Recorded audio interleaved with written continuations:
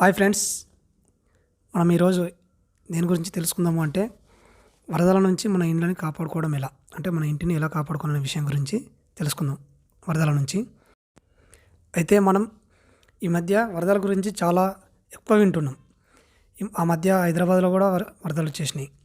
ఇప్పుడు ప్రస్తుతానికి కడప, నెల్లూరు, చిత్తూరు జిల్లాలో కూడా వరదలు వచ్చినాయి. మొన్న ఎంతలా అంటే ఇండ్లనే ముంచెత్తలు వచ్చేసాయి కడప అండ్ చిత్తూరు, నెల్లూరులో అయితే ఈ వరదల నుంచి మనం ఇండ్లని ఎలా పరిరక్షించుకోవాలి అనే విషయం గురించి మనం తెలుసుకుందాం. వరదల వల్ల ఎంత నష్టం జరుగుతుందో మీకు కూడా తెలుసు. కొన్ని చోట్ల ఇండ్లు కూడా కూలిపోతూ ఉంటాయి, ప్రాణ నష్టం జరుగుతూ ఉంటుంది. ఇలాంటి పరిస్థితుల్లో వరదలకు ఇండ్లు కొట్టుకుపోకుండా ఎలా నిర్మించుకోవాలి అనేది మనం కొన్ని పాయింట్స్ చూద్దాం. మనం వరదలకు గురి కాకుండా ఉండాలంటే ఇంటి యొక్క బేస్మెంట్ ఎత్తును పెంచుకోవాలి.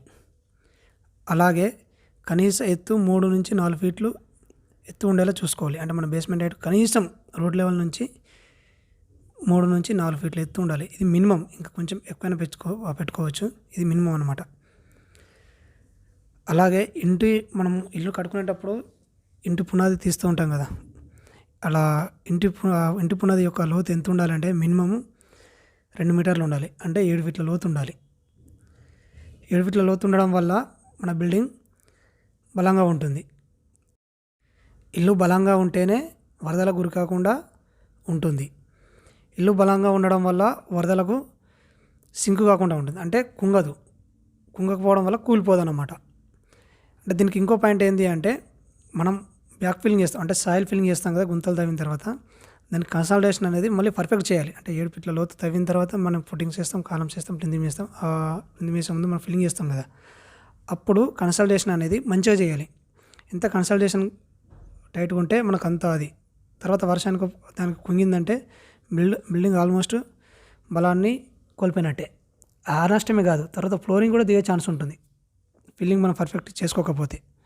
వర్షం వస్తే కూలుతుంది, ఆ డ్యామేజ్ అయితే అనే కాదు, తర్వాత ఫ్లోరింగ్ కూడా కుంగిపోతూ ఉంటుంది. ఆ నష్టాన్ని మనం భరించుకోవాలంటే, ఆ నష్టం మనము పొందకుండా ఉండాలి అంటే, నష్టం మనకు రాకుండా ఉండాలి అంటే కన్సల్టేషన్ అనేది పర్ఫెక్ట్ చేసుకోవాలన్నమాట. అలాగే వర్షం నీరు అనేది మన ఇంటి పరిసరాలలో ఆగకుండా ఉండాలంటే డ్రైన్స్ని స్లోప్తో, అంటే పర్ఫెక్ట్ లెవెల్స్ యూజ్ చేసి స్లోప్తో నిర్మించుకోవాల్సి ఉంటుంది. ఎందుకంటే వర్షం నీరు ఆగింది అంటే హెల్త్ పరంగా, అంటే దోమలు అవి తయారై అట్లా హెల్త్ పరంగా డ్యామేజ్ ఒకటి, ప్లస్ ఆ వాటర్ అనేది భూమిలోకి ఇంకినప్పుడు పెద్ద నష్టం ఏం జరగదు. అంటే హెవీ వాటర్ ఏం కానప్పుడు పెద్ద నష్టం కాదు. ఎక్కువ వాటర్ అయినప్పుడు ఏంటి అంటే ఇంటి చుట్టూ దాన్ని ఏమంటారు, ఒక ఫీట్ తోటి చేరుకుపోయినాయి అంటే అది నష్టాన్ని ఏర్పరుస్తుంటుంది అన్నట్టు. అది మెల్లగా బిల్డింగ్ సింక్ చేసే ప్రాబ్లం ఉంటుంది. ఇంతకుముందు చెప్పినట్టు మీకు కన్సల్టేషన్ కాకపోతే సరిగ్గా వాటర్తో మట్టి అనేది అప్పుడు కన్సల్టేషన్ అవుతుంది. అప్పుడు దానివల్ల పునాది గుంగుతుంది, ఇంట్లో ఫ్లోరింగ్ గుంగుతుంది. ఎందుకంటే ఈ పాయింట్ అనేది వరదలు వస్తేనే కాదు, మామూలు జనరల్ వర్షానికి కూడా నేను చెప్తున్నా. ఇంటి చుట్టూ వర్షం నీరు అనేది ఆగకుండా చూసుకోవాలి.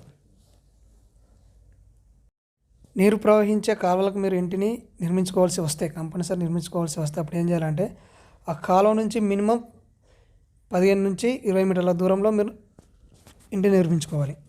అది కూడా ప్లింత్ ప్రొటెక్షన్ వాళ్ళు మనం నిర్మించుకోవాల్సి ఉంటుంది. అలా అయితే కొంచెం బిల్డింగ్కి మనం ప్రొటెక్షన్ ఇచ్చినట్టు అవుతాం. మీకు ఇంకా ఏమైనా సందేహాలు ఉంటే కామెంట్ చేయండి. Thanks for watching.